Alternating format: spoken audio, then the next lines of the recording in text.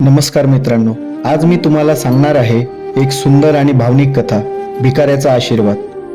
एकदा अक्कलकोटला एक श्रीमंत व्यापारी आला.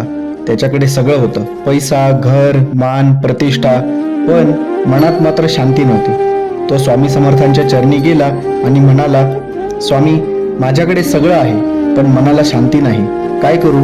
स्वामी समर्थ हसले आणि म्हणाले, बाळा, उद्या सकाळी शहरात जा आणि तुला जो पहिला भिकारी दिसेल ना त्याच्याकडून काहीतरी माग. दुसऱ्या दिवशी व्यापारी गेला.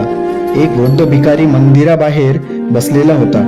त्याच्या चेहऱ्यावर तेज होतं आणि ओठांवर सतत स्वामी समर्थ स्वामी समर्थ असा जप होता. व्यापारी त्याच्याजवळ गेला आणि म्हणाला, बाबा, स्वामींनी सांगितलंय की मी तुमच्याकडून काहीतरी मागावं. भिकारी शांतपणे हसला आणि म्हणाला, माझ्याकडे देण्यासाठी काही नाही, पण माझी श्रद्धा आहे, ती तुला देतो. त्याने व्यापाऱ्याच्या हातावर थोडं भस्म ठेवलं आणि म्हणाला, हे भस्म शरीरावर नाही तर तुझ्या अहंकारावर लाव. त्या क्षणी व्यापाऱ्याच्या डोळ्यात अश्रू आले. तो धावत अक्कलकोटला परत गेला आणि स्वामी समर्थांच्या पायावर डोकं ठेवलं. स्वामी हसून म्हणाले, बाळा, जो भिकारी तुला भेटला होता ना तो मीच होतो. धन नव्हे, श्रद्धा देणं हेच खरं दान आहे.